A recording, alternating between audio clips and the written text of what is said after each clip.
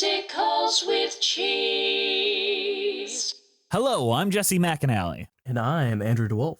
And I'm Brianna Jones. And welcome to Musicals with Cheese, a podcast where I try to get Andrew and Bree to like musical theater. And that is the 200th or so time I have said that because this is our 200th episode. Congratulations, you guys. We did it.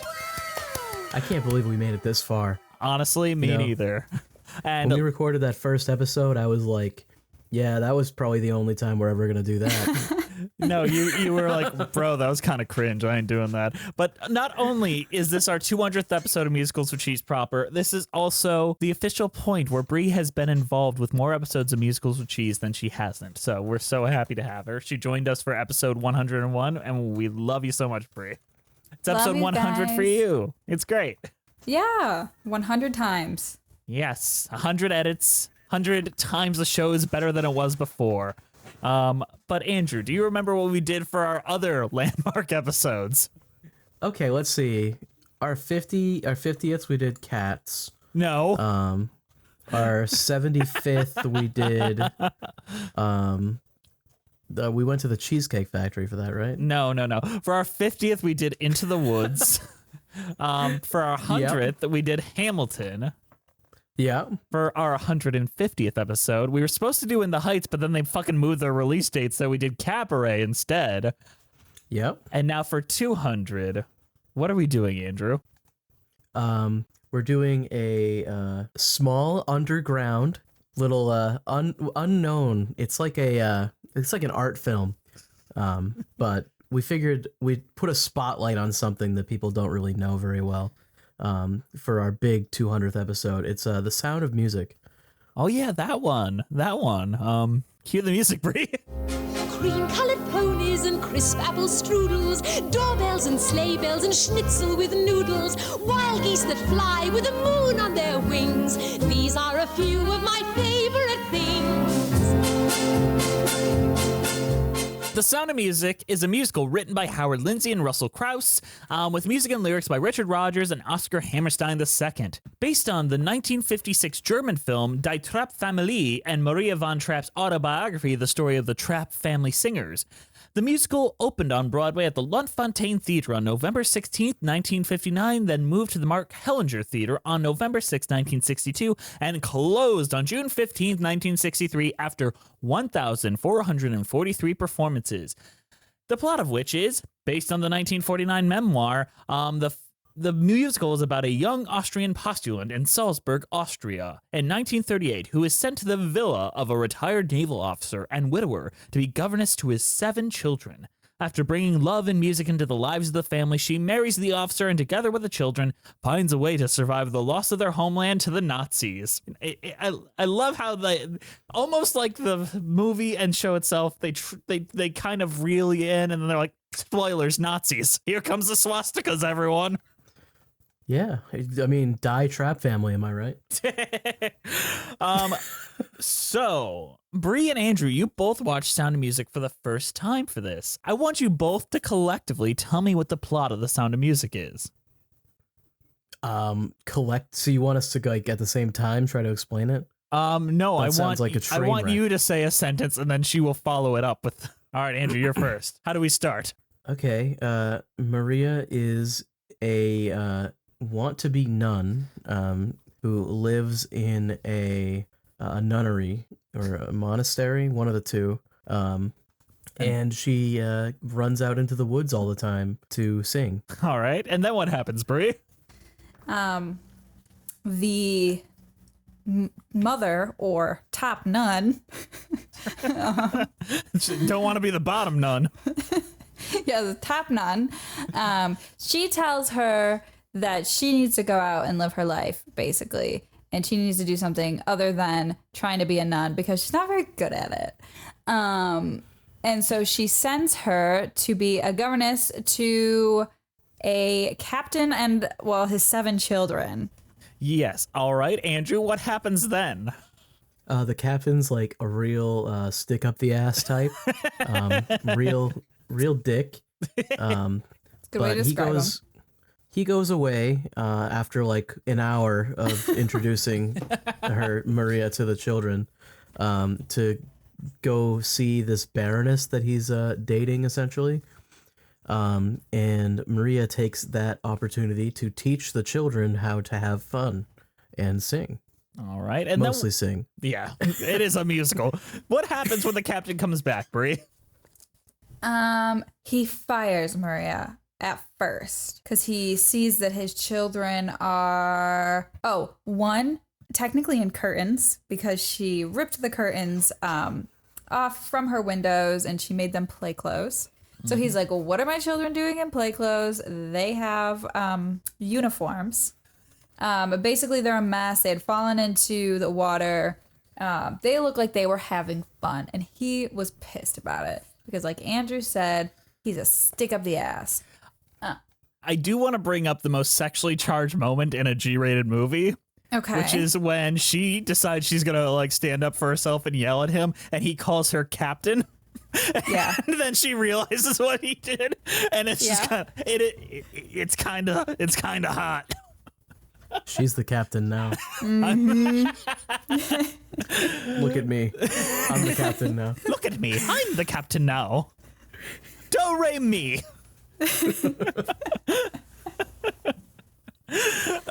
Okay, wrap up that plot point.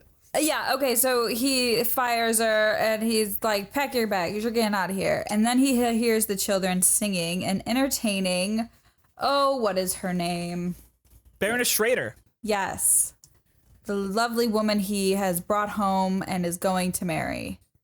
Yes. And now I think it basically follows the Broadway plot fairly line to line up to this point. But here's where it kind of takes a change, Andrew. Why don't you describe both for us? Describe both? Yeah, really quickly. Oh, jeez. Okay. So in the movie, from here, they throw like a big party. Yeah. And then the Baroness notices that the captain and Maria are in love, so she tells Maria to go the fuck home. As politely as she can, yes. Wait, what differs in the live version? The live version is that the Baroness doesn't tell her that. It is one of the children's like, oh, you're obviously in love. Oh, yeah, you're right. The Baroness does not break them. The Baroness is actively not an evil person in the musical until you find out she's doesn't do shit. No, she doesn't. She's a Nazi though. Yeah, that's the twist. That's the biggest difference. So when the reason why the captain and the Baroness break up in the stage musical is because it's like political ideals aren't lining up. I'm gonna go fuck my governess. All right. Which honestly, you know what? Good for him. Don't fuck a Nazi. Yeah, I mean, it's a strange thing about the movie and the stage show because the stage show I actually kind of like the Baroness. And in the movie, I really hate the Baroness as a human being. Oh, yeah. But the stage show one is a Nazi, and as far as we know, the movie one is not one. Can we get that as a quote? Jess kind of likes a Nazi. I mean, she doesn't do anything actively wrong, like interpersonally. She's not like... The Nazis didn't do anything actively wrong. Okay. 200th episode, we're going to get the Jessie quotes. Brie, what happens next then? Okay, Andrew said they throw a party. And then from there, Maria goes back to the church. The children follow her, basically are like, we miss her. We miss her. And like, sucks to be you kids. We're nuns. And they unless you're watching the live version, in which case I think they just cut that. Yeah, that was not an element in the stage show. Oh, what, that they went to the church? Yeah, they did. Yeah. Because the movie's better. Which honestly, it shouldn't have been an element in the movie either, because it just wasted time. It was fine. The Shut movie's up. fucking 3 hours long. Shut the fuck It's up, a Andrew. very long movie. Yeah. The movie's perfect. Get out of here. What else happens? They told the children they're getting married. Captain and what's The her name? Baroness. The Tennille. Baroness. And then from here, I'm lost. I don't know. I don't remember. All right, what happens next, Andrew?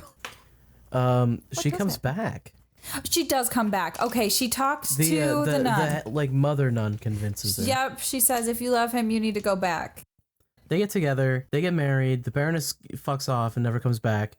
Yep. They play at some festival, but because this one guy that we didn't talk about at all wants them to. Yeah. But before that, the Nazis are like, yeah, we're taking Austria, which is a real thing that actually happened. So they do that. And While they're on their honeymoon, and then they just come back to Nazi invaded Austria. yeah, and they're like, well, this sucks. And also I'm being forced to join the Third Reich's military, which, wow, that really sucks. I don't want to do that. Yeah. So then they just run away, but the Nazis like find out about them. So then they play at the festival that the dad didn't want them to play at, but they do anyways because it gets them away from the Nazis. And then they hide with the nuns and get away. Through the mountains. Yeah. We didn't bring up the second couple subplot, but one of the daughters is interested in a guy. Turns out he's a Nazi. Yep. Yeah. There's also like the other guy that comes with the Baroness, the Uncle Max. Uncle guy, Max, or whatever, yes. Oh yeah. Who he wants the Trap Family Singers to be like a big star for him so he can make money. Yep. And there's also the guy that comes to the party that ends up being the big Nazi man.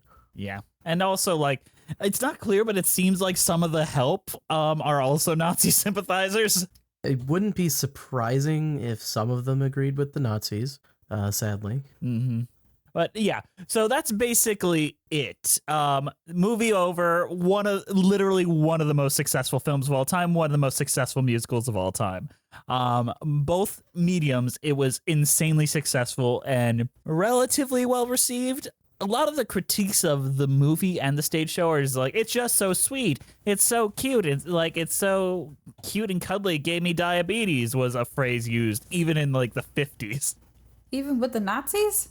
Well, the Nazis in the stage show, basically in the original release, it's really close to World War II. That shit's kind of a raw. They didn't want to show swastikas. They put them in blue uniforms and basically kept them off stage whenever they could. Okay. So kind of a lame way to showcase them, I suppose. I mean, showcasing Nazis. Yeah, I mean, as a threat. Yes. So the stage show is kind of a different beast structurally than the movie.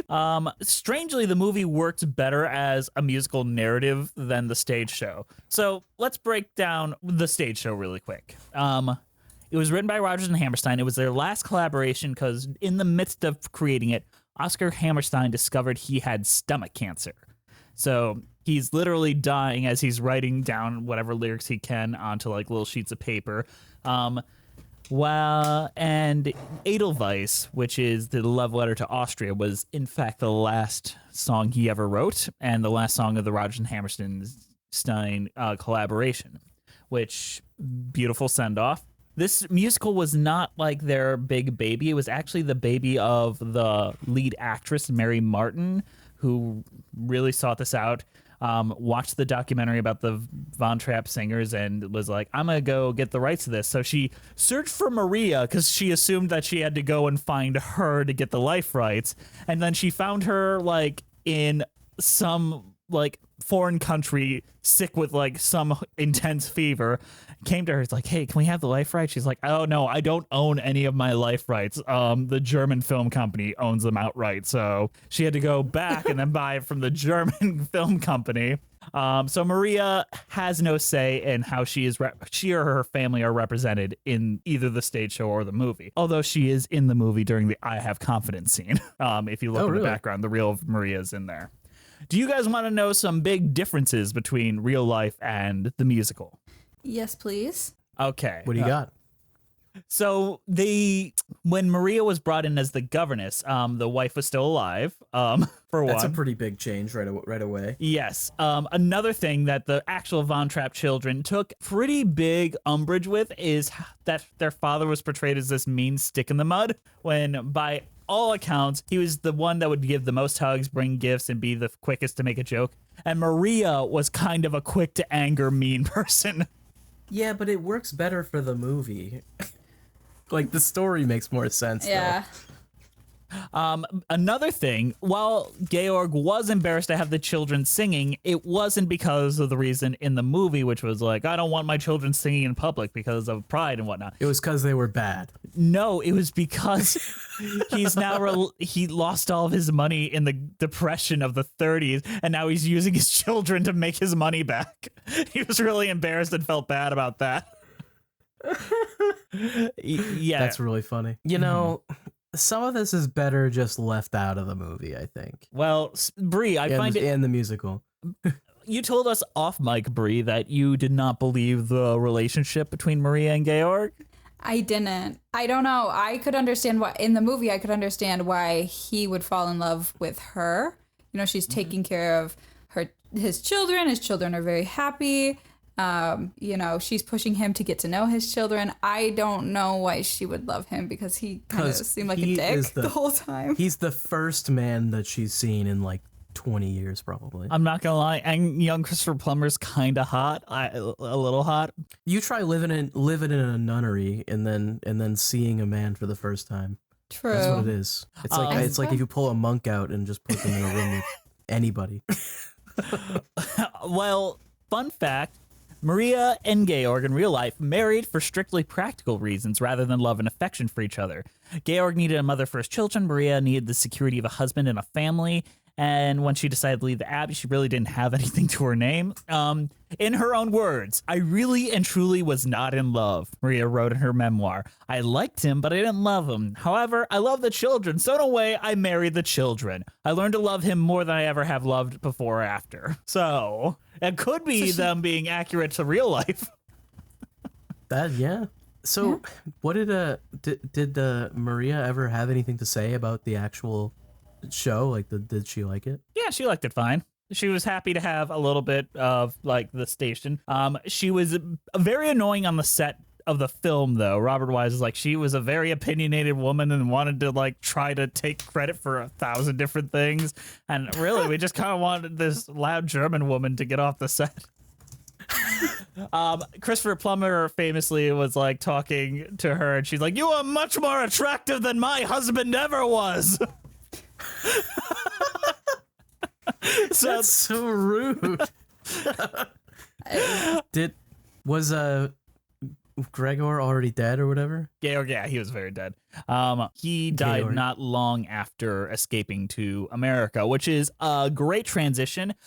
So you see in the show and in the movie, they climb the mountains into Switzerland.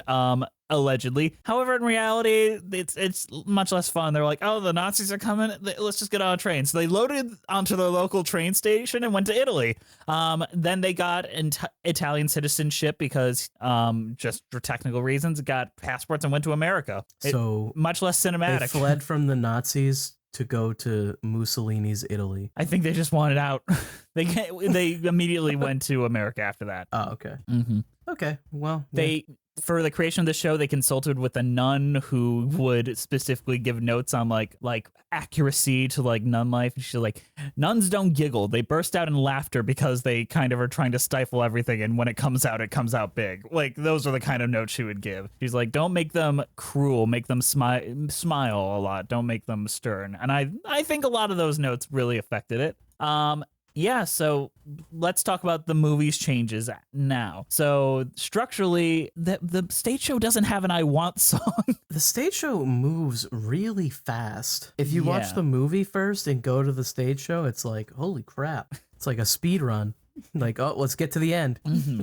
So they wrote 2 new songs for the movie, one of them being I Have Confidence, which was partly written by the producer, who's got like 3 lyrics from Richard Rodgers that were like, I have confidence in sunshine, I have confidence in rain, and nothing else. He's like, I'm embarrassed to say that I was like, wait, this is the Book of Mormon song.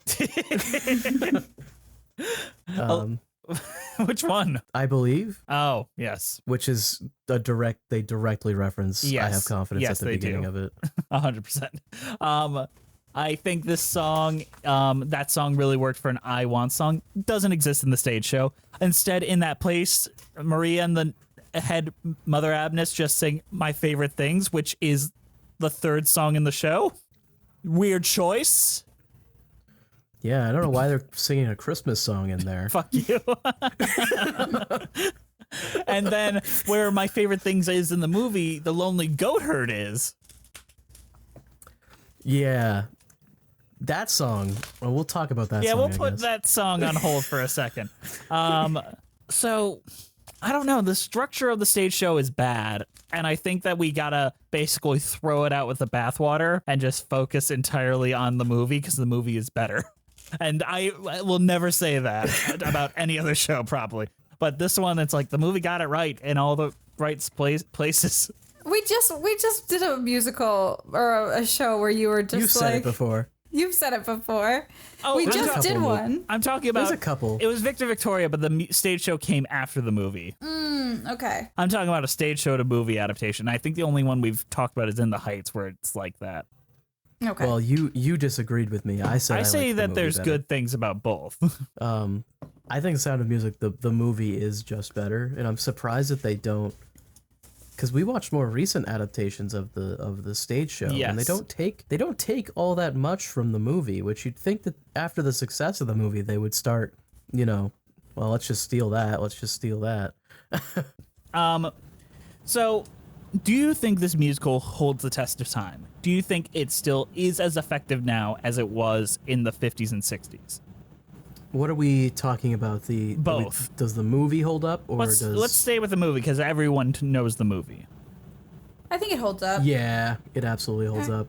I had a lot of fun watching it. I enjoyed it. Yeah. And I think a lot of those songs are still very popular today. I agree I mean, yeah, one of them's a Christmas song now for some reason. because it mentions boxes and strings. Yes. Yeah. Is there anything that you feel like, ooh, like, because when we talk about most things from the mid 20th century, there's a lot of stuff that are like, ew.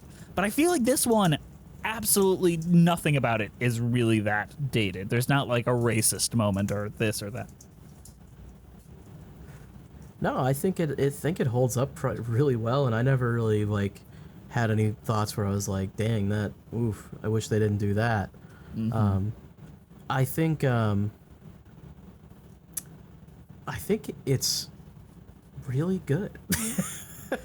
That's kind I of really like I like the part where the guy pulls the Nazi flag down and rips it in half. That's pretty nice. I liked when the nuns pulled whatever out of the Carburetor? Nazis' carburetors out of the Nazis' cars. And they said, I "Mother, think- I sinned." I also think it feels relevant with the Ukraine situation going on, because, I mean, the Nazi invasion of Austria is kind of what Russia wanted the invasion of Ukraine to be, so it almost feels relevant in that way. Yes. Was there anything where, because the biggest thing that people talk about with this movie and the stage show is it's too cute, it's too kid friendly, it's all this time. I don't feel that way about it, honestly. Why is that even a fault necessarily? Right. Some things are made for kids anyways, and honestly, I think it's fine if kids can watch this. It's a fucking musical. Yeah. I remember Christopher Plummer said, I hated doing the movie. I was drunk every single day, and I fucked one of the children. Like, he had a rough go at it. So rough Well, that he did a great job though. he apparently was cruel to the kids, and the kids knew that he didn't like them. So much that when they saw him sing that moment during Sound of Music where he comes in and joins them in singing, they were legitimately crying because it's like, oh, he's not a mean man. Damn. But really, he is. He is. He was acting. So that's interesting. So the film was directed by Robert Weiss, who also co-directed the West Side Story movie. I think this is a better movie than West Side Story. I mean, if we're talking about what's aged well, Yes. but also, yeah, I mean, I just agree. This is just better to watch. I also just think this is a better musical than West Side Story. Yeah. So, I don't want this to be construed as an understatement of how successful this movie is. It is literally one of the most commercially successful films of all times. 4 weeks after its theatrical release, it became number one at the box office, the number one box office movie in the United States, from revenue generated by 25 theaters, each screening only 10 roadshow performances per week. So as they drove this around 75 millimeter prints on a roadshow, basically held that for 30 to 43 weeks, like around there. It was... in some cities in the United States, the number of tickets sold exceeded the total population of that city, is the kind of like repeat viewings it got. By November of 1966, The Sound of Music had become the highest grossing film of all time, with over 67.5 million in worldwide rentals and 125 million in gross receipts, surpassing Gone with the Wind easily. That held that distinction for 24 years before it. It earned a total domestic gross of 163,214,100,076, and a total worldwide gross. Real blockbuster. Yes. Adjusted for inflation, the film earned about $2.366 billion at 2014 prices. Wow. Placed it among the top 10 highest grossing films of all time. To this day, it is the 6th highest grossing film of all time, adjusted for 2020 inflation, just between Avengers Endgame and E.T. the Extraterrestrial. It's a fucking musical, too. Yeah. Well, the musicals were the comic book movies of the 20th century. You think we'll ever get back to that? There are some Think we'll ever be times there again? there are some times where I think it's possible, like when The Greatest Showman did what it did. That was pretty impressive. But then West Side Story and Dear Evan Hansen and all them. But West Side Story wasn't even bad. It just flopped. Though. Yes. Yeah, I would love it if it could. Like, I wish people would go out and see these. If they brought back the Roadshow and made it an event that you had to see, I think that could really sell it. I thought that was I know it kind of destroyed the musical because they made everything a Roadshow, but that's the reason why Fiddler on the Roof made so much money, and everything else. It was just a very effective method to sell a movie. I mean, maybe the Roadshow has to come back because movie theaters aren't doing so hot right now. Honestly, I would Make love a good it. point. Well, if you have a roadshow, you can bring the actors. It will become an event because you could see famous people too. Like, It's what they do with like those like midnight screening type, like The Yeah. Room, where like Yes. Tommy Wiseau will travel around with his terrible movie. I honestly think that would be the most effective way to really get butts into seats for a musical. We're pitching it right now. People Yeah. listen to us. You know, it's Take gonna happen. notes. Yes. Take notes, people. All right. So let's something good where they're lit in silhouette, and that's how that scene is lit in the movie. It was not supposed to be lit that way. The problem was the lights that they did have on made very loud fart noises, and Julie Andrews couldn't stop smiling and laughing. So what they did was they turned the lights off on them so you can't see her laughing, and then just dubbed the dialogue later. What song did you say this was for? The Something Good romance song where they admit their love for one another, which is a Yeah. beautiful, beautiful okay. scene. Okay. And I didn't the hear whole time you. the lights are making fart noises. Yeah. I would have died. I would have laughed so That's hard. incredible. So That's incredible. I love Can we that get the fart cut? Yeah, release the fart cut, Robert Wise. Coward. The opening shot where Maria spins around and sings The Hills Are Alive with the Sound of Music. We all know it. It's iconic.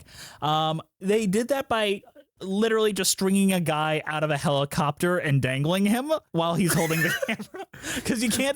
I was wondering how they did that too. Because if you had him in it, you'd get the shadow of the helicopter. Yeah. So they literally just rigged cameraman Paul Beeson out of it.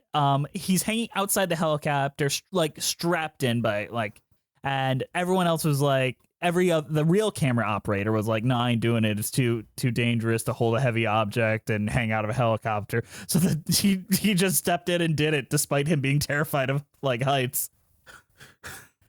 And Damn. great. He was hanging from a helicopter. Yes. And every That's time, crazy. Holy shit. and they did it like 50 times around because the wind's so powerful. Julie Andrews is just falling over from the wind and just getting dirt and shit into her face. And Oh then my she's god. she's like, can we like take 5? And they're like, "You're doing great, Julie. Do it again." She's having the time of her life up there on those hills. The thing Julie is, Andrews. there are few shots as iconic as that opening shot. You're right. That opening shot is It's magnificent. Something. It's beautiful. Yes, and I think that's what separates this film from a lot of other things.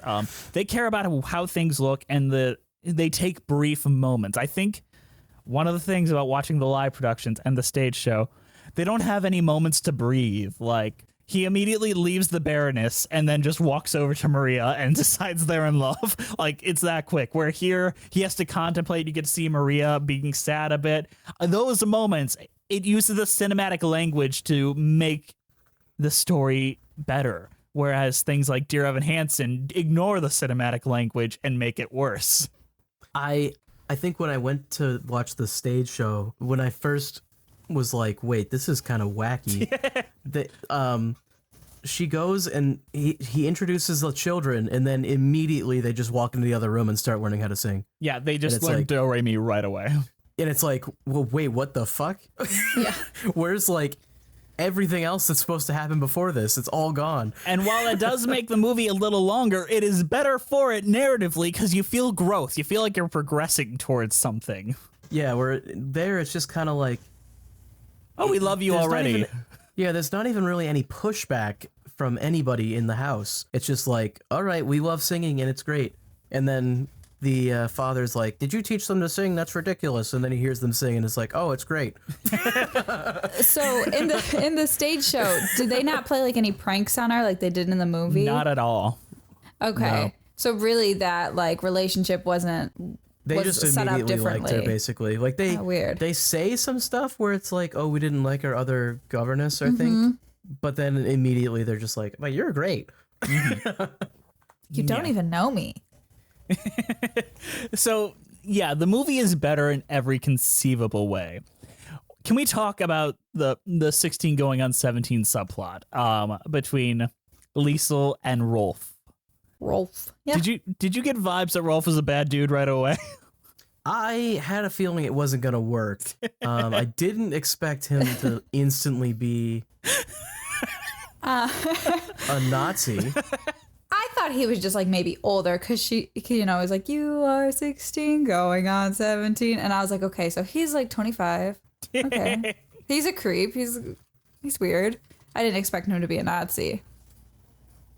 He's like really abusively negative to her. Like, he negs her a bit like, you're just a baby. I am a year older and therefore an adult.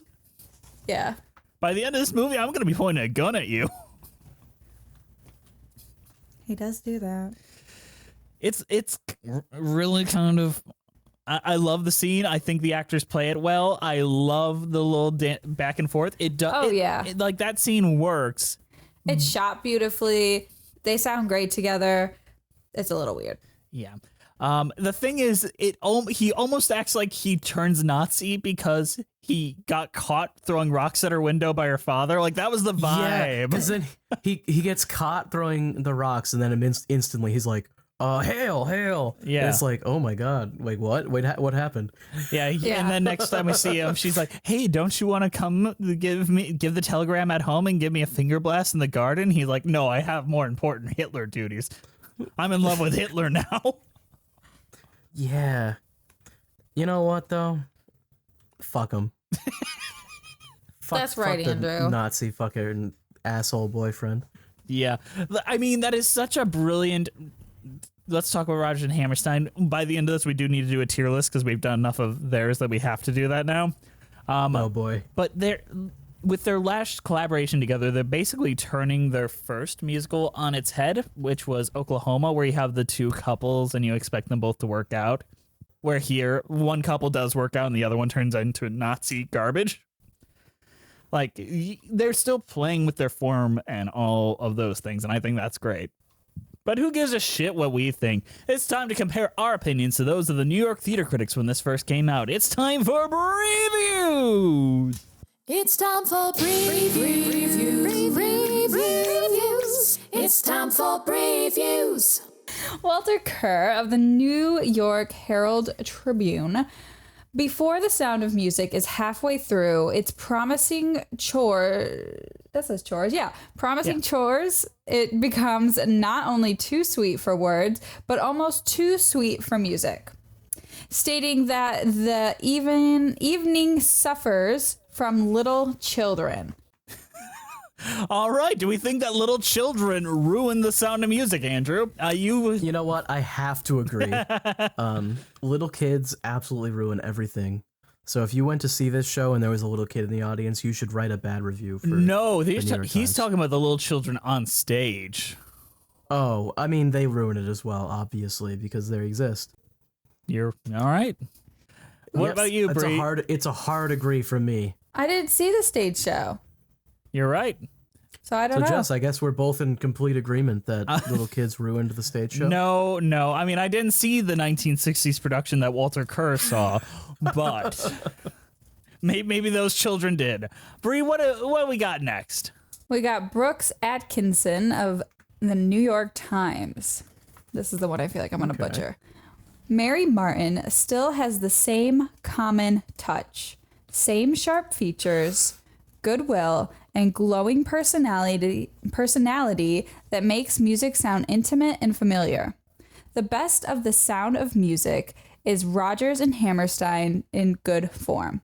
However, the libretto has the hackneyed look of the musical theater replaced with Oklahoma in 1943. It is disappointing to see the American musical stage succumbing to the cliches of operetta. I don't get it. I really don't get what they're complaining about here. This is it's a weird critique because they're basically saying that their lyrics are back to being as bad as what was before Oklahoma. Is that what they're saying, basically? Yeah, it's weird to insult a dying man's lyrics, but yeah, I can kind of understand why you'd insult the lyrics though, because there are some songs that are a little bit what are you thinking about? Because I got some alternative lyrics that might be worse.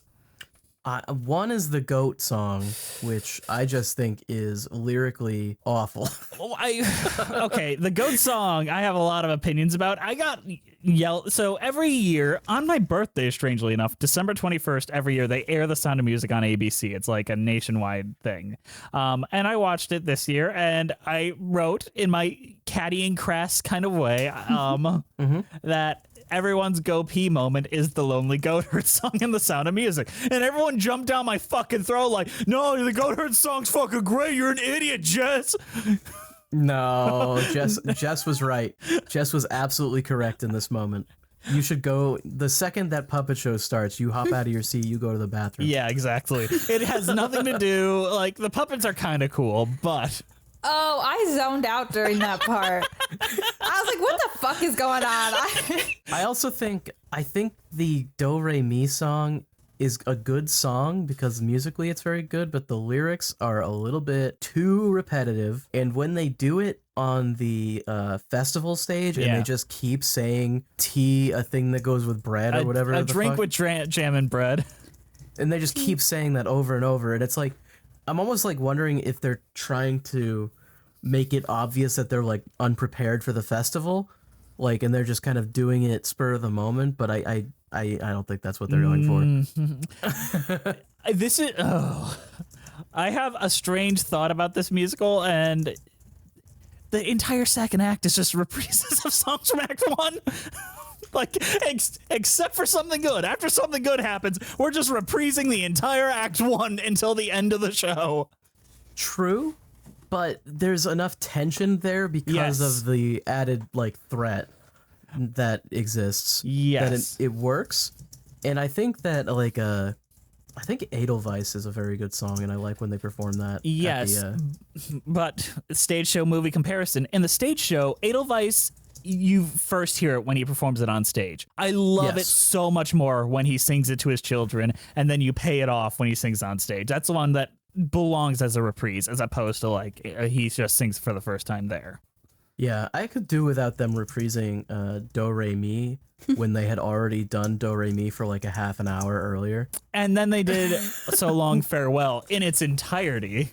I mean, it's a little truncated, but it's probably mostly in its entirety. Yeah, but I can understand some lyrical critiques. I do think the songs are still incredibly good because they're just all really catchy and melodically pleasing. Yes. But Do Re Mi and the Lonely Goat Herd. We'll talk about those in a bit. I do want to bring up some lyrics. I recently, for this episode, read all of Something Wonderful, which is the book on Rodgers and Hammerstein. I read their entire biography this week. And they posited some notes from Oscar Hammerstein, alternate lyrics for songs. And one of them was for So Long Farewell. And it was like, so long farewell, something that ends with aloha. I'm really sad that now I have to go, ha. Stop. And even the book was like, just so be glad that that even the great ones have terrible verse drafts. Like, even the book was like, that's shitty, bro. Now I gotta go, huh? But Bree, I think it's time for our other section of Bree Views, where we compare our opinions to those of the crazy folks on Letterboxd.com. And Bree, it's you and Andrew head to head. Are you ready? Yay! Yes. Oh yeah. Okay. All right. Are we ready? Yes. Oh, we're fucking ready. All right. I assume this is all for the movie. Yeah, this is all for the movie. All right, Andrew, you ready? Mm-hmm. The puppet show, though. ... 1 star. That is correct. All right, Bree, you ready? If your review is just about the puppet show, it's a fucking 1 star. Okay, I'm ready. Christopher Plummer looks in this like a sunburnt Army Hammer with a botched facelift. Okay, that sounds very negative. 1 star. That is correct. All right, Andrew, your turn. Uh-huh. If a nun called me a flibberty gibbet and told me I wasn't an asset to the Abbey, I would never recover. 5 stars. That is correct. All right, Bree. Ready. We're getting too good at these. Movie took a real left turn at the end there. Which, not gonna lie, it does. It is very does. jarring in the movie where it's like marriage, happiness, fade into a swastika. Maybe more of a hard right turn. Oh, you're right. True. That's going to Bree. be a 1 star for me. That is correct. Andrew, Yep. if I were the Baroness and the children of my hopeful future husband reacted like that to him announcing I was going to be their new mother, I would simply pass away. 5 stars. That is correct.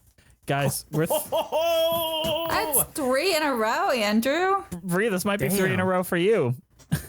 Don't jinx me. Okay. When your crush turns out to be a Nazi, crying face. Oh, 1 star. That is a 5. Sorry, Bree. Who would put a When 5? when your crush turns out to be a Nazi, crying, laughing face, 5 stars. All right, Andrew, you ready? Yep. It's all fun and games until the Nazis show up. Sunglasses emoji. The sunglasses emoji is a little foreboding.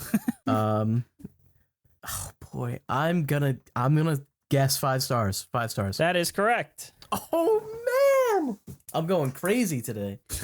Popping off. Bree, are you ready? Yes. Finally, a musical that dares to ask the question, what if every single musical number had a reprise?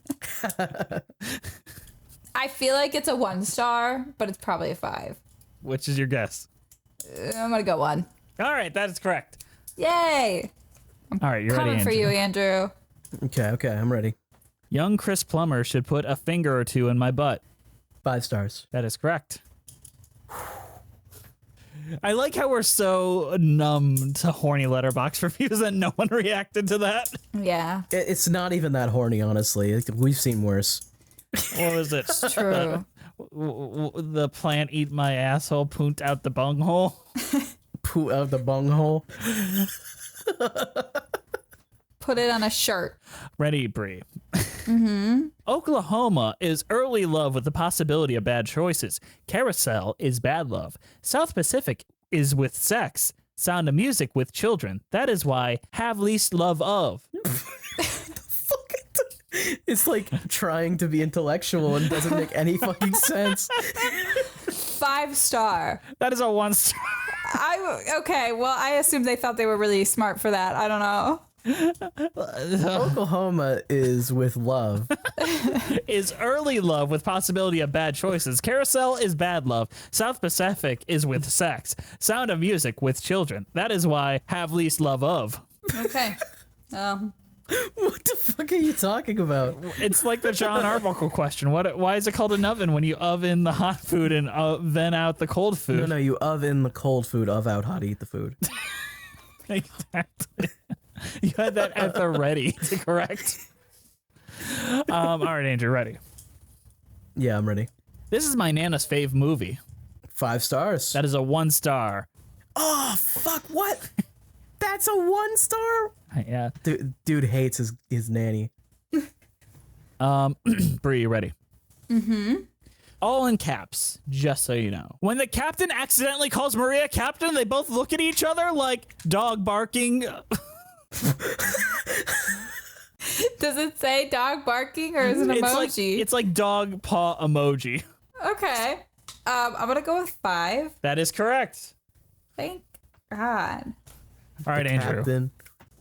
You are quite done, Captain. It is a very hot moment. How can you say there's no sexual tension between them when that moment exists? 5 stars. Oh, all right. Proof you can change a man. 5 stars, right? Yes. All right, Bree, your turn. I'm ready. I'm ready. Imagine tearing one Nazi flag 150 minutes into your 180-minute movie and being considered an anti-Nazi classic. What? What are they even trying to say with that? 1 star. That is correct. All right, Andrew. One last time around. Most movies don't tear any Nazi flags. Yeah. Oh, yeah. Okay, Andrew, you ready? Yeah. Another theater class watch because we were learning about musicals. And I enjoyed the white lady singing. The not see stuff took me, of course, but yeah, I love the white lady singing. Is this a review by a Nazi? No. The Nazi stuff took him and he likes the white lady singing. 5 stars? I mean, he's got compliments here. It's a 1 star. Bree, you can tie this up right here. Oh, we're not tied yet? Okay. Heartwarming story enhanced by the melodic music and songs. 5. That is a 1. Andrew, you won today! Literally just a normal review and it's just like 1 star. All right. Well, I was on a roll today, so I mean, of course, were. I was able to take it. Makes sense. I was just feeling it. Bree, can we hear your concession speech What?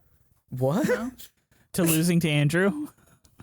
No. Do I get a victory speech? No. Yeah. That was your victory speech. That I didn't even know I was horrible getting at a victory. letterbox, and I'm sorry. I'm so bad. There it is. That's how we're celebrating our 100th episode. Look, guys, I apologize for not being even better. I should have been on my A game. Let's go to a mid-show.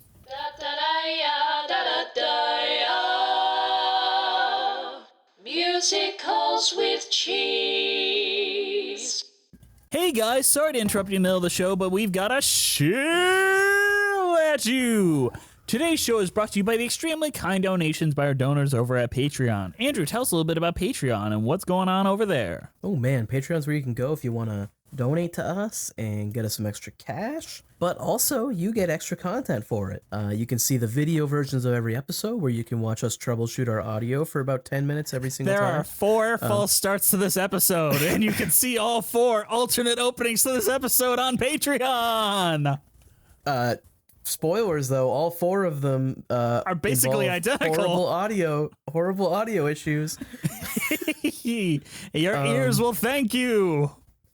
You can also see our commentaries we got, and you can request episodes for us to do as well. Yes, even to the point where you can come onto the episode. I believe pretty soon we're going to have another guest on that's a Patreon. Ooh, look forward to that, No kids. spoils. No spoils. They keep posting about it on Twitter and getting that they're doing it. But our current patrons are Melissa Goldman, Leighton Ackles, Danielle Renix, Jess the Stampede, Ewan Cassidy, Monica Thoreau, Mina Maniri, Brent Black, Nathaniel, Stacy Coombe, Joseph Evans Green, Carrie Ahern, Mary Mary Lou Choquette, John Vanels, Russ Walker, Musical Hell, Emily Gracie, Kyle Summers, Jen AC, Scoot in the Technicolor Dreamcoat, Liz Lim, Allison Stuller, Nothing is Certain Except Beth and Taxes, Thesbian, Ren Cullen, Raphael Martinez Salas, Jessica T, Mitchell Young, Chai Teacup, Katie McDonough, Timothy Keys, Chris Marcotte, Mimu Kiji, Marie Anastasio, Layla, RJ Norija, Super Antelope, Charlie B, Patrick Deering, Avery Brinson, Bjorn Hermans, Lily's Hazel Eyes, good one, Erica S, Toriana Frazier, Sammy the Most Lopez, Lyanna Morton, Angela, Kaylee Blazier, Birdman69, Cinemageddon Reviews, Villainous Miss, Sophina Ali, The Omega Geek, Katrin Evans, Paige Pearson, Maddie Wargle, Jonathan, Elena Resnick, Rachel Bishop, Elisa Erdman, Anna Loskotova, please correct me if I said that incorrectly, and Lauren Sheely. Or is it Shaylee? We'll find out soon. But these folks give us a little extra financial support over on Patreon and help us keep the lights on here. What the fuck was that sense? It's only been 200 episodes. These folks help us keep the lights on here at Musicals with Cheese. If you'd like to join them in supporting us and get tons of fun perks such as Patreon-only commentaries, our episodes a day early, or even earlier. Currently, they're getting them on Monday with the video episodes. Come join us over at Patreon. Also, we will be at Broadway Con this year. I think this will premiere the week of Broadway Con, if I'm not correct. So if you're going to be there, Saturday at 1 p.m., we will be performing. There will be a proper ad in here about that, but come see us. It'll be fun. All right, let's get back to the show.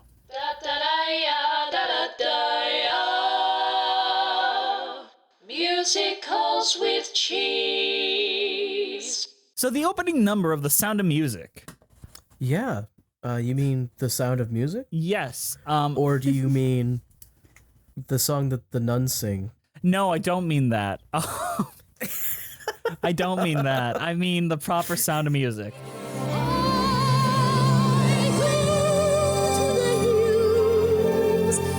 When my heart is lonely, I know I will hear what I've heard before. My heart will be blessed with the sound of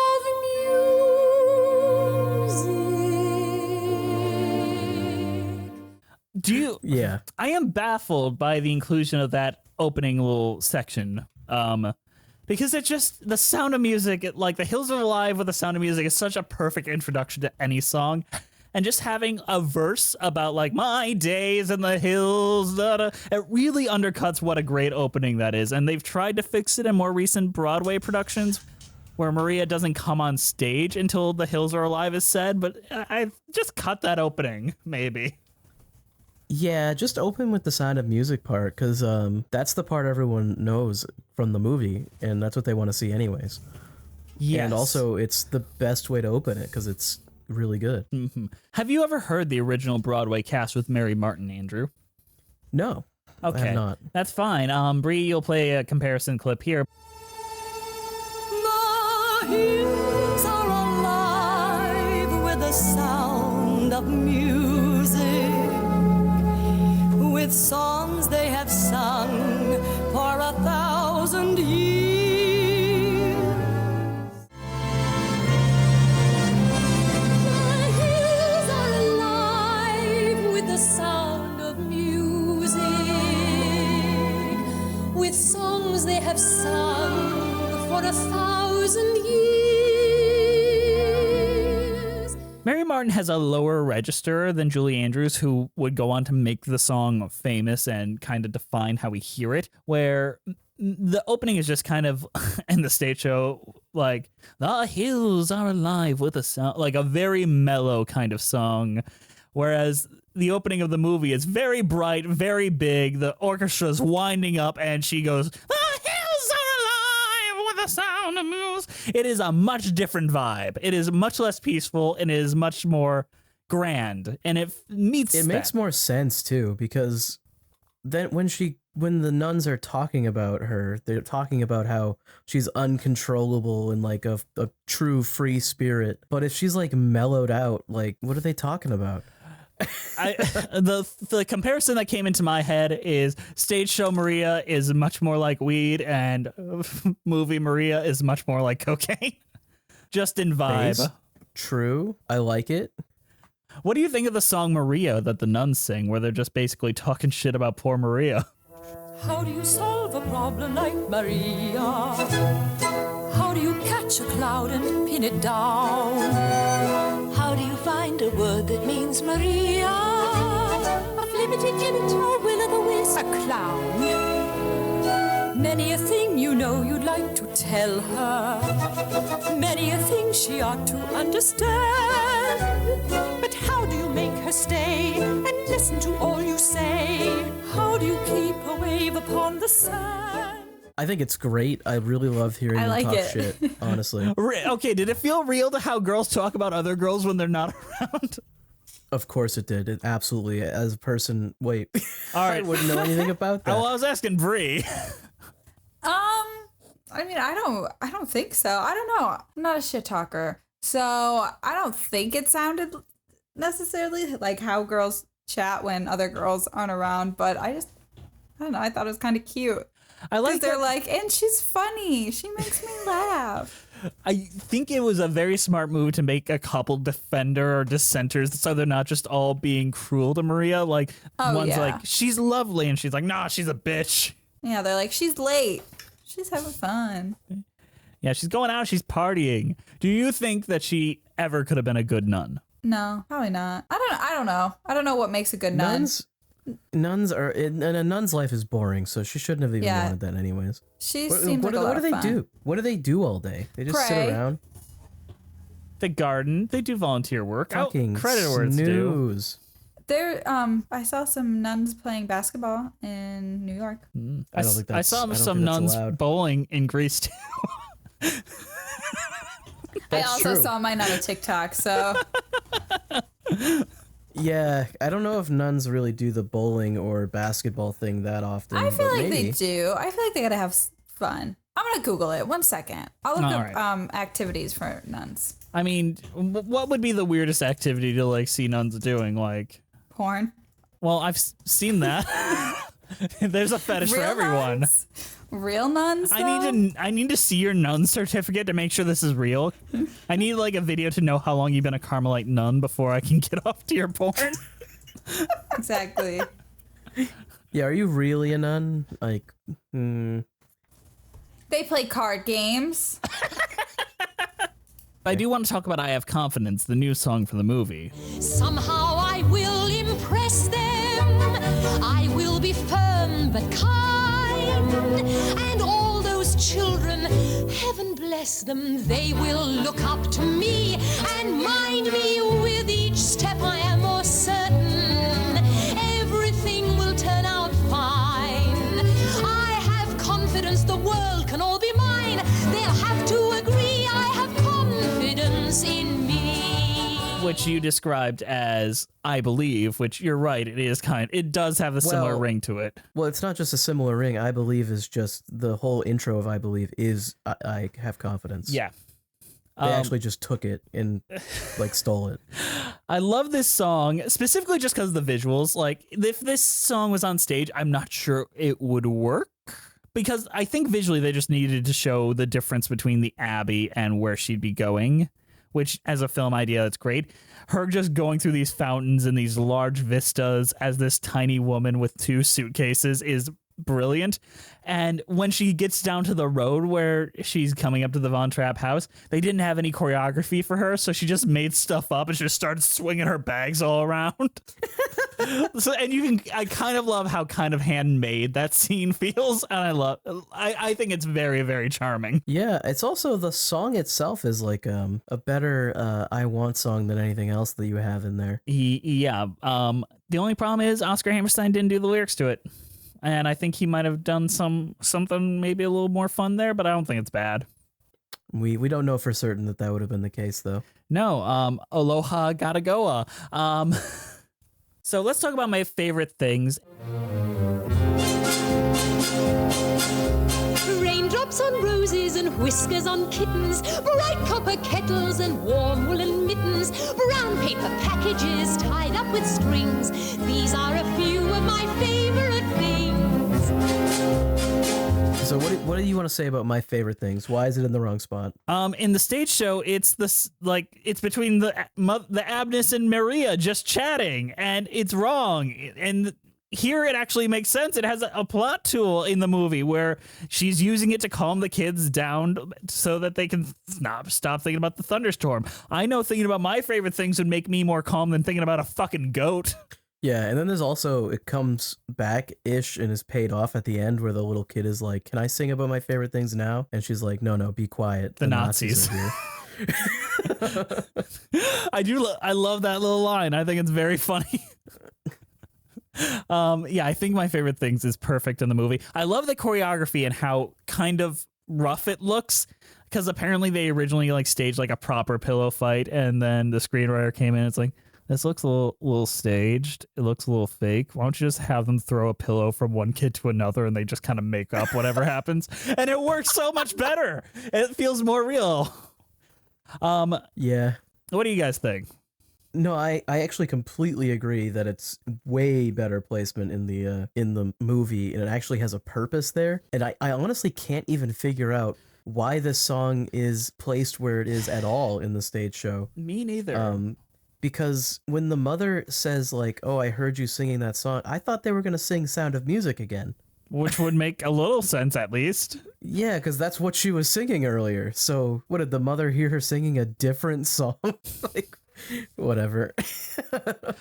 Yeah. Do Re Mi, don't really want to dive into that song too much, but I think the visuals in the movie are incredible. I'm imagining the planning of how they would have to shoot that in those gorgeous streets of Germany and whatnot. It is, I think it's Salzburg or something like that. Salzburg, yes. It just looks incredible. And apparently it's very good. If there's any complaint, it is that this song just goes on forever. I agree. It goes on forever on the stage show, though. At least the movie's making up with it by giving you a very cool visual in every section and then ending with them running through a botanical gardens. And for the stage show, once again, they don't have Julie Andrews' incredible, almost Olympic level vocal abilities, where she can up 9 octaves above the kids and do a proper harmony where everyone else is yeah, I'll sing it, basically the way you expect it. I think that making Maria a proper soprano was one of the best things the movie did, and I think they've more or less stuck with it, except for the live production in 2013 where Carrie Underwood's belting everything at the top of her. It don't work. The Lonely Goat Herd, Andrew. High on a hill was a lonely goat herd, lay, hoodle-lay, hoodle-lay, oh. Loud was the voice of the lonely goat herd, lay, hoodle-lay, hoodle-oh. Folks in a town that was quite remote herd, lay, hoodle-lay, hoodle-lay, oh. Lusty and clear from the goat herd's throat herd, lay, hoodle-lay, hoodle-oh. Oh, oh, lady, hoodle-lay, oh, oh, oh, lady, hoodle-lay, oh, oh, lady, hoodle-lay, oh, lady, hoodle-lay, oh, lay. Yo, fuck this song. It's long as shit, and how many times they don't change the rhyming scheme, it doesn't feel like. Everything rhymes with goat herd. The whole song, it feels like. They're like, dun dun dun dun dun dun dun goat herd, dun dun dun dun dun dun goat herd. Well, then they gotta, some of them, I like From a Man in a Moat Herd. I think that's a good rhyme, but when they just kind of change another word and add herd to it, it doesn't work as well. Yeah, but it's also usually songs you want to change what you're rhyming with eventually, because it gets kind of old just hearing erd over and over and over again. I don't know. I think they change at the end where it's soon the duet will become a trio. Da-da-da-da-da-da-do. I think that's the only time. Yeah, it's a little too late by then because you're 5 minutes into the song. The puppets, though, Andrew. We are a pro puppet podcast here. I will say the puppets are good. I'm not going to disagree with that. I think it's a little silly that they're trying to pretend that the kids would be able to do those puppets, but the puppets are good. But holy shit, this song is just annoying. And it feels like in the stage show, they use it even more. Yes, it is much more.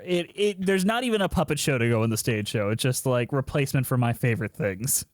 Yeah, which is just awful. And then I think there's like a reprise as well, and it's Yeah. like, why? Just I do want to ask, like my favorite part of the Lonely Goat Herd sequence in the movie is just the throwaway line where they're like, we needed something visually interesting to keep the song in the movie, where it's like, oh, can we keep the puppet show? And he's like, yeah, I paid for it with your dad's money, whatever.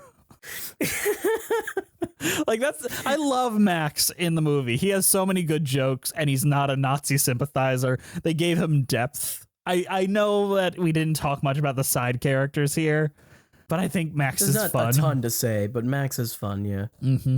Yodelay, yodelay, yo. So the movie has a brilliant intermission placement. Like the movie has an intermission, and it's when Maria goes back to the Abbey, and we get to see. Imagine movies having intermissions when they're 3 hours long. Even when they're 2.5 hours long, it's pretty good. Wouldn't that be nice? Yeah. But in the stage show, the intermission's right after Climb Every Mountain, after she convinces her to go back. That's Yeah, Climb Every Mountain honestly feels like it should be later in the show, but then they have all the Nazi stuff, so they kind of can't. Yeah. I think Climb Every Mountain's pretty good. I think it's one of the few scenes in the movie that feels boring because they have nothing to shoot except for an old lady at a window. Yeah, but she sings it really well. Yeah, she does. So Climb every mountain, search high and low, follow every byway, every path you know. Climb every mountain, ford every stream, follow every rainbow till you find your dream. We gotta talk about Edelweiss. all right, Edelweiss is great. Edelweiss I is really like Edelweiss. the best song in this musical. So much that Austria is become so associated with it that a lot of dumb Americans think it's the official song of Austria, which it is not. Maybe one day. Christopher Plummer did sing the song originally, but was dubbed over. And this is going to be a controversial one. I think his voice was better than the dub significantly. Bree, I want you to play a little comparison clip here. Edelweiss, Edelweiss, every morning you greet me, small and white, clean and bright, you look happy to meet me. Edelweiss, Edelweiss, every morning you greet me, small and white, clean and bright, you look happy to meet me. I really like Christopher Plummer's original version. I thought he did a very good job with it. It feels more real, more honest, more intentional. And the other guy sings it okay. Like, it's fine, but I feel like a lot of the emotionality and the intentionality behind what he was singing is lost. That's all I got to say about that song. Also, it bothers me in the stage show. We've mentioned this before, but why do we save it for the performance at the end when we don't set it up before? We set up every other fucking song before this. Can't we set that one up? Cut the fifth reprise of So Long Farewell and then just put Edelweiss a little earlier. So long, farewell. I know I'm not the first one to talk about this, but whenever I hear that and I hear Look Down from Les Mis, they're the same melody. Look down, look down. Auf Wiedersehen, goodbye. Yeah, a little bit. I'm not sure. I think the harmonization is different enough that it's Yeah. hard to tell, though. Then I want to talk about An Ordinary Couple, which was the original song for the stage show, about how from now on Maria and the captain will just be an ordinary couple. It has no effect whatsoever. I really like Something Good. I think that is a perfect romantic song. It is one of my favorite songs. Nothing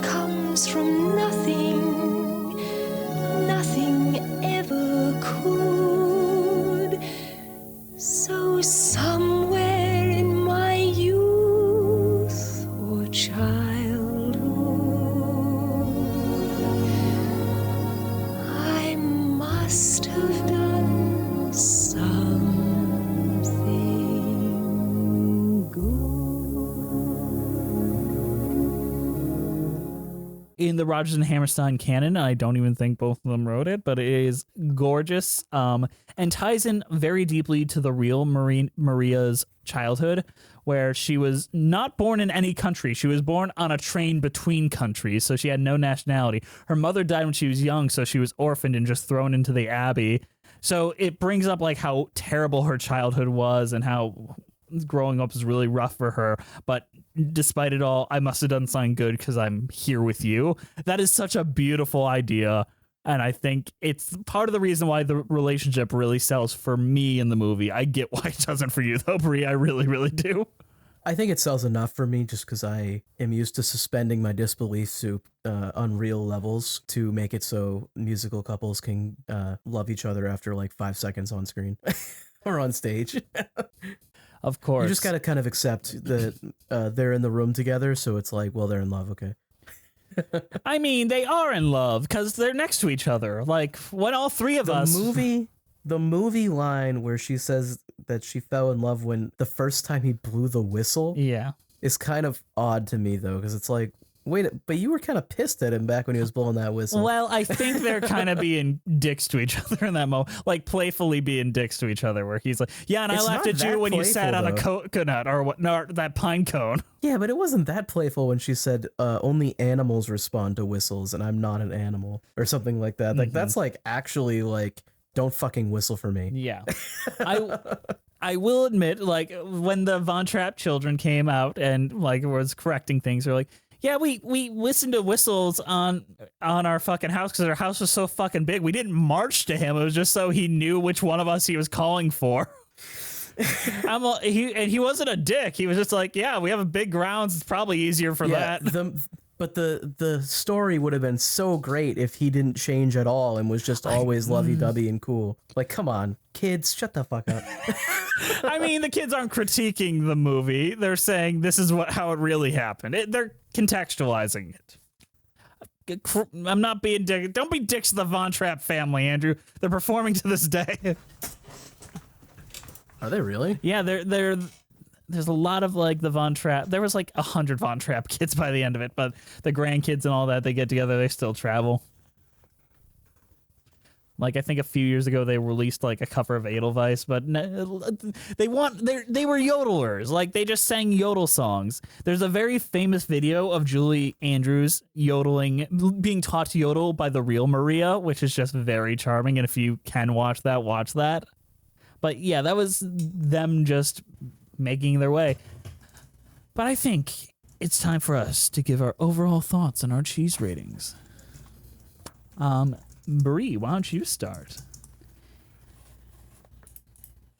I enjoyed The Sound of Music. I don't think it was the first time I had ever watched it, but it had been a very, very long time since I've seen it, and I think it holds up. The cinematography is beautiful. The songs are classics.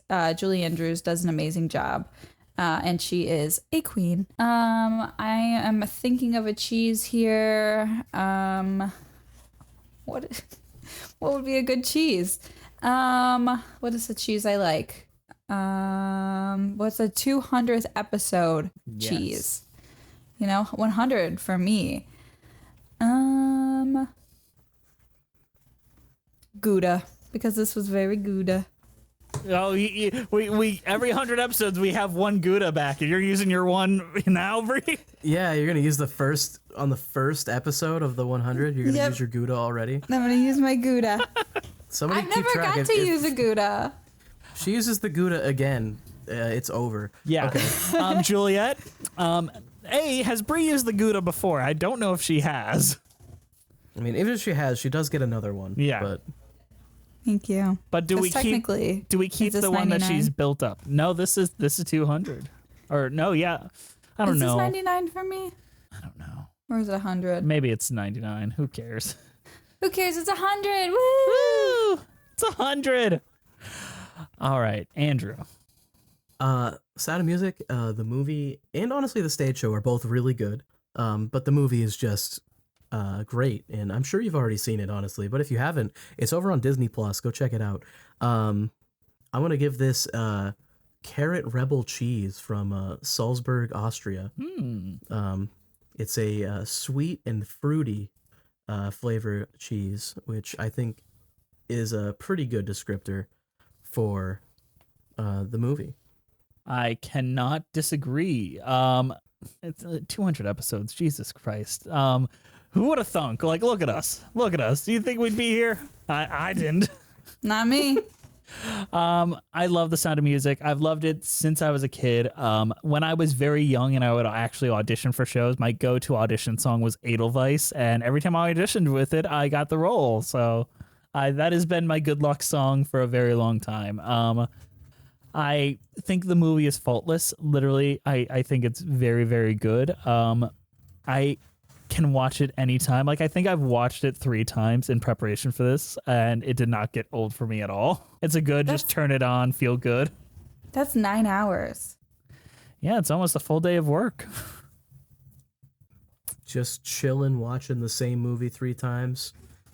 The songs are that good. You know, I hear that's a form of trauma. Well, let's unpack he's that going on a through different something. show. Yeah, I have All generational trauma. I was traumatized by the fact that Julie Andrews' voice doesn't exist anymore. But my cheese rating is cheese spätzle, because I love cheese spätzle. It is, it's a German recipe and they're the bad guys, but god damn it, I love cheese spätzle. And I love this fucking movie and this stage show. The movie is definitely perfect where the stage show is rough and bumpy around the edges, but hey, we got them both. We can love them both equally. Now we've got one last question for the 3 of us. What's your favorite Von Trapp kid? I like Kurt because Kurt got forgotten about during the. During the prayers. Yeah. I like Gretel because she almost drowns in one scene. Hilarious. Can I tell that story to wrap it up? Sure. So Julie Andrews was asked by the director, the little one can't swim, so when you fall off the boat, can you grab her real quick? And she was like, I will certainly try, of course. But then when the boat flips over, and they use this take in the movie, she falls the other way from the kids because they all already fell off. So she's on the opposite side of where the small child is, and she's like drowning and inhaling water. And then one of the medium children just picks her up, and then the child starts vomiting on her. Oh my god. And that's in the movie. You just didn't notice it. Yeah, look at how Julie Andrews falls and how all the other children are on the other side. It's pretty great. So I always relate to Gretel. I'm like, that would be me. But Brie, what is your favorite Von Trapp child?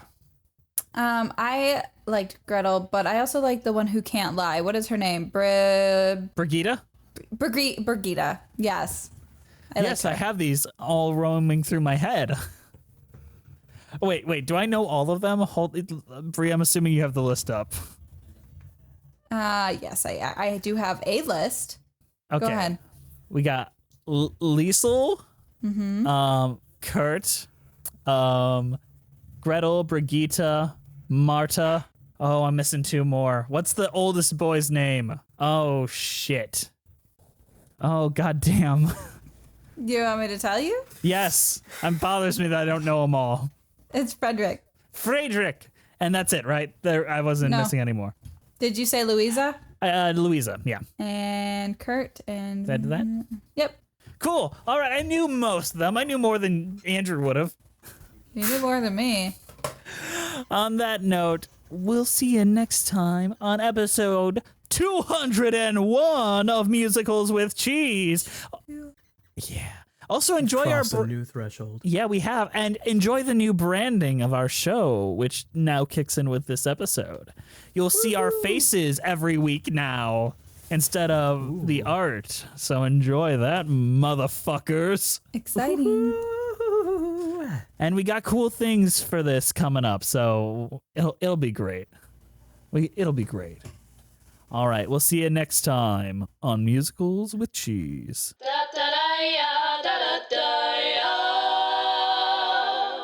Musicals with Cheese. Avita saying goodbye. Wait, Aloha. I really hate to go ha. I do.